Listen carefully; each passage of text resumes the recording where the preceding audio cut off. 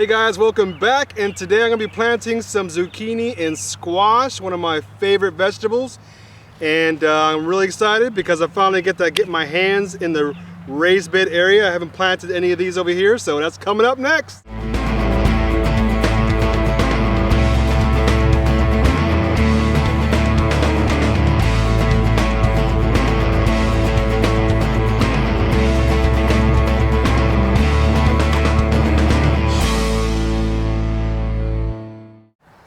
So today I'm really excited. I finally get to plant some of these zucchinis and squash. Sorry if I'm getting attacked by some gnats. So what I'm doing is, this is a pretty narrow bed that we have right here. It's about 3 by 11. 3 by 11. And I already have most of my zucchini and squash planted out in the field, and these are just extras, so I wanted to not waste them. And so I figured, you know what, I got the space in here, so why not plant them in these raised beds. And so these are my yellow straight necks. They're a great producer. Restaurants love them. And if you're wondering what this white coloration is, we actually applied some Surround on this. Surround is like a it's like a clay base type of spray.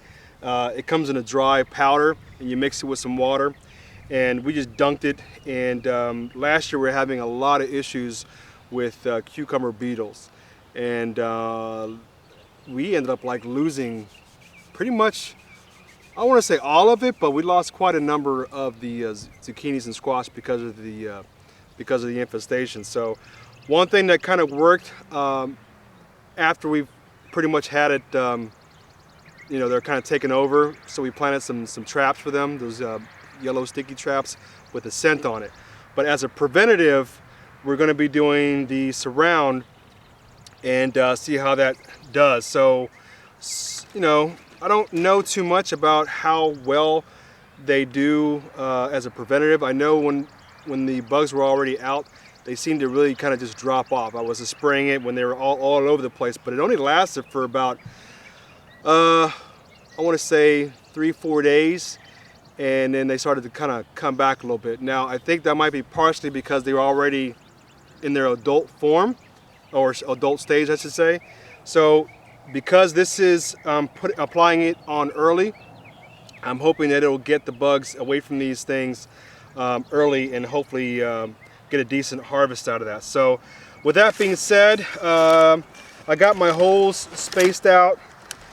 Now when you're doing that, preferably you want your zucchini and squash around, I would say at least 3 feet apart. You know, you could do 4 feet apart, you know, from plant to plant, and then from row to row, because they will grow pretty big size. The leaves gets pretty big.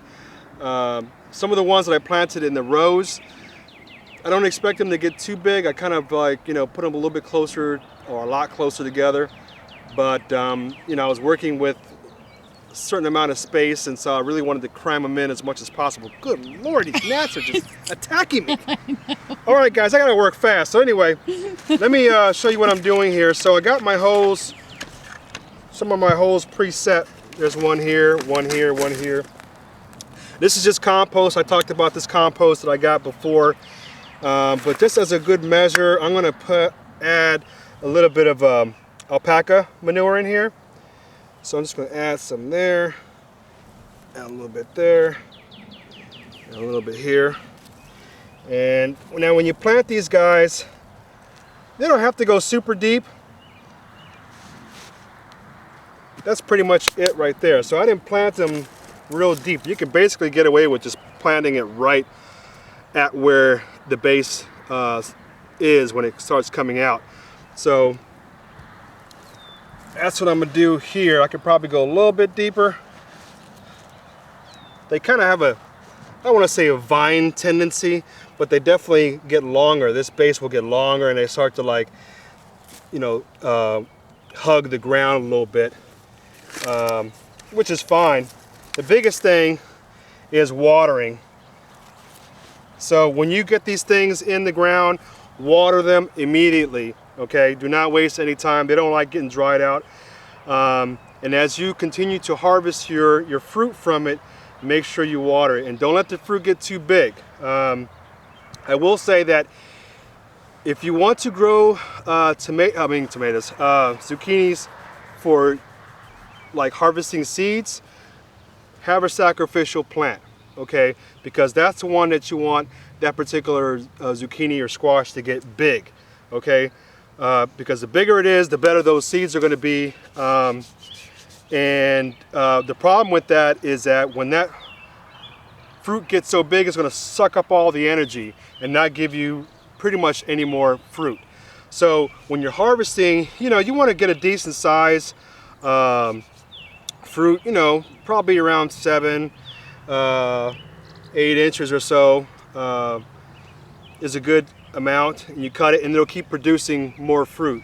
As long as you stay on top of it, you keep cutting it and keep coming back and you keep watering it, you should be fine. So, but just wanted to say that one little bit of advice right there, and I apologize again because I'm getting attacked here. So let me plant the rest of these and we'll come back up and finish up. So we got the squash all planted.